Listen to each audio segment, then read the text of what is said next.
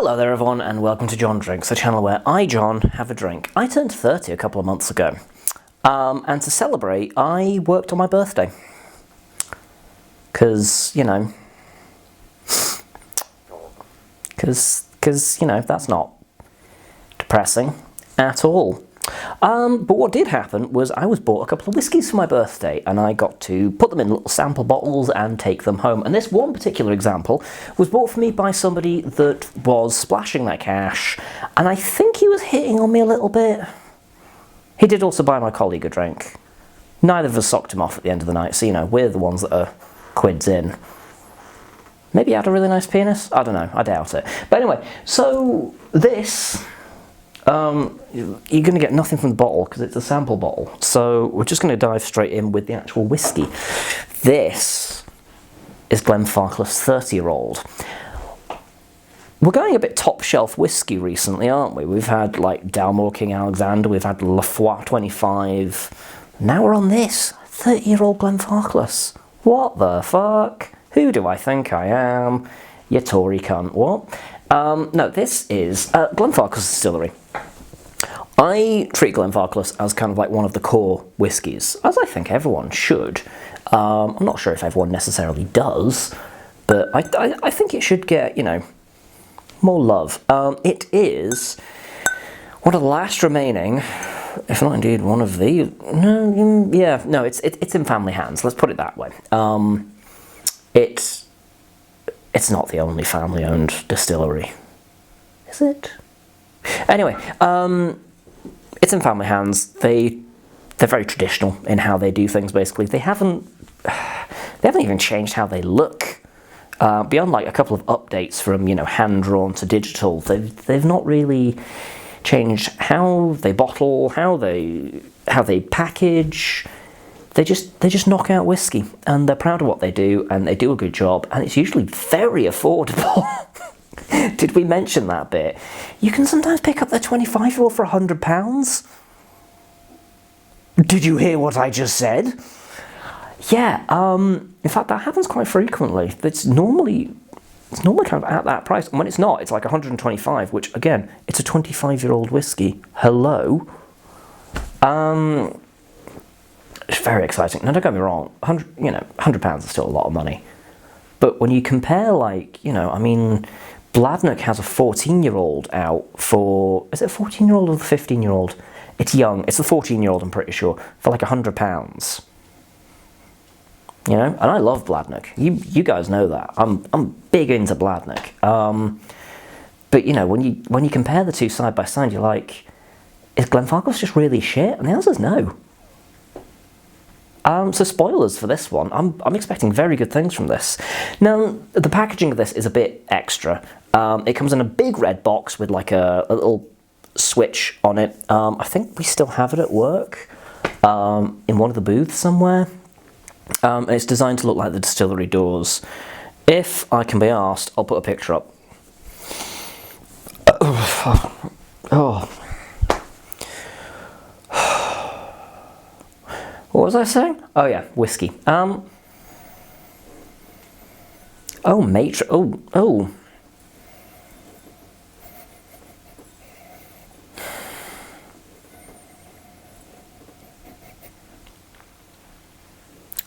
Bear with me on this one. If you've ever gone out clubbing as a young person, and you've pulled, and you've got them home, and you lay them on the bed, and they kind of stink of booze and sweat a little bit, it's the kind of note that you'd never get off Ralphie. I'm not saying he hasn't lived his life, I'm just saying, you know, he's got more class than I do. The fucking Moors murderers have more class than I do. Yeah, there is a little bit of kind of like blackcurrant and licorice sweets. Have you ever had like the boiled like blackcurrant lozenges with like a little bit of licorice in the middle? No? Too specific? Okay, let's stick with the sweaty hookup. A little bit of apples. A fair bit of apple, actually, now I'm kind of exploring it a little bit. Reminiscence of hookup. It's a little bit sort of an icing sugar sweetness to it. There's raisins. It's a little nutty, like a hazelnut. Quite a dry, woodsy kind of an aroma.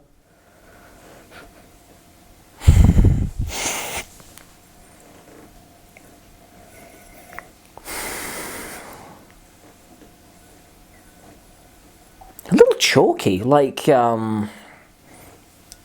anyone who's old enough in the audience to have gone to a primary school or a secondary school that still had a chalkboard. I mean, whiteboards are quite dated now. It's all like electronic things, isn't it? It's terrifying.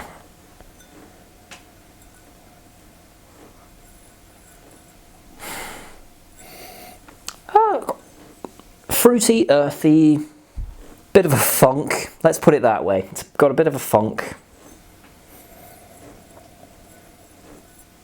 It's a Sambuca shag in an apple orchard. There we go. Weems, if you're looking for a new name for one of your indie bottlings, use that. They're not going to fucking use that, are they? Okay, let's check it's still recording. Ooh. Ooh. Let's check the camera. Just need to get this back on my tit. There we go. Okay, so what is 30-year-old Glenfarclas like?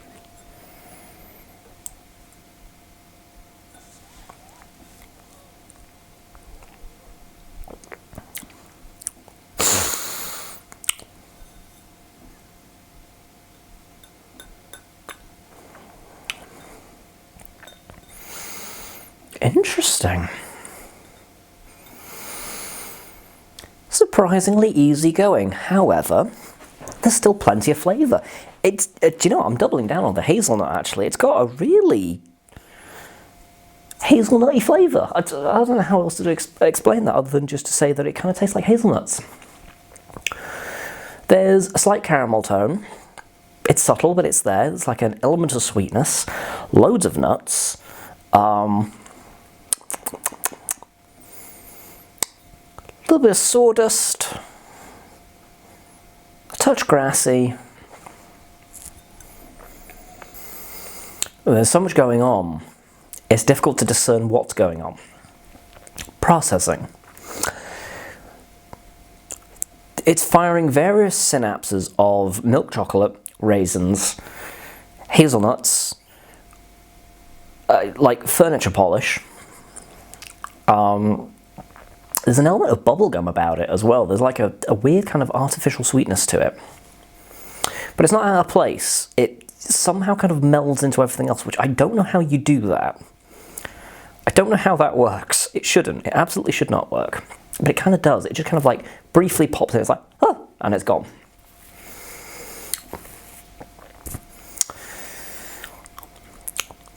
It's quite savoury, a little bit bitter. A touch of kind of like an oat cake blandness. Almost like you took a bite out of MDF. There's like a woodsy, plainness to it.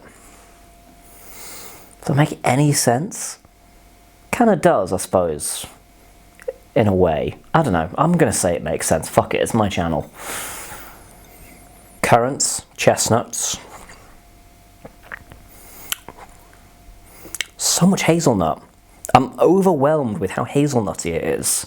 It's really like a bowl of nuts. Elements of cheap milk chocolate, like the kind you get in advent calendars or slightly naff Easter eggs that you remember fondly from your childhood for no good reason. That kind of like dusty milk chocolate. Raisins, a little bit of pepper. I wasn't getting that initially, but I'm starting to get like a little bit of pepper, like white pepper. That kind of like heat. It's almost got like a mustardy edge to it. And then it doesn't stick around, it's gone, it's away. Interesting. I'm going to stick some water in. Oh now there's a party. Apples, pears and pineapples with a little bit of mango in there for good measure. Lychee. Persimmon.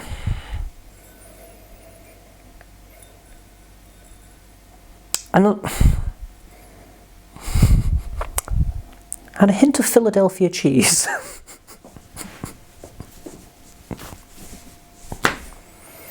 Hey, I just call it as I sees it, okay? But yeah, fuck it, I'd kind of double down on that. I mean, pineapple and cottage cheese, that's a thing, so why can't persimmon and Philadelphia work? Some mad cunt's going to try that. Okay, it's probably going to be me. I do have both those things in the fridge. Oh.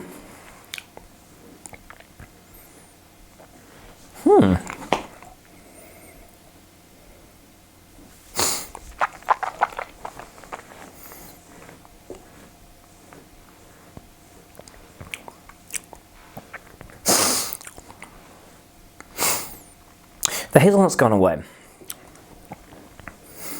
There's more digestive biscuit, a little bit sour, kind of like a, not green gages, what am I thinking, gooseberry. That kind of like tart, sour flavour that a gooseberry has before you chuck a load of sugar on it because it's a bit much. Raw rhubarb, if you've ever taken a bite out of a rhubarb, I don't recommend it. But it does have that kind of bitter, tannic quality to it.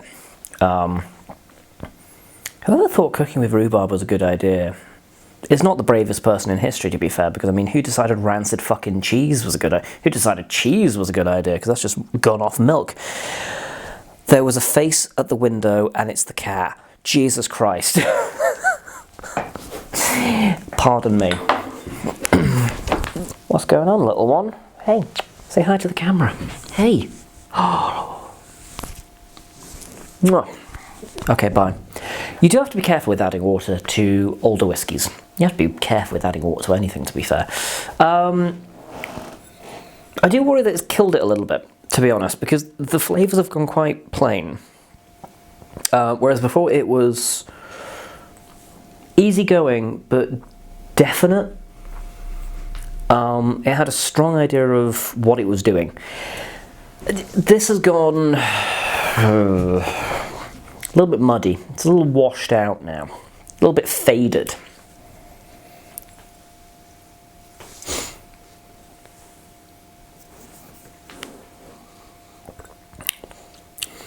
I'm enjoying it. It's like hazelnut yogurt now. If no one's ever tried that and you like hazelnuts, by the way, give them a go. They're lovely. But I just don't think I'm going to get the best out of this. Is this my favourite whiskey? No. No, it's not. There's an issue that I've had all the way through kind of tasting this, which is, despite all the tasting notes I'm giving, I'm not very keen. Which is awkward. We've all had birthday gifts that we're like, thanks. This is kind of one of them. I don't want to sound ungrateful. To be fair, he's only trying to get me to shag him, but still, I mean, who can blame him? But it's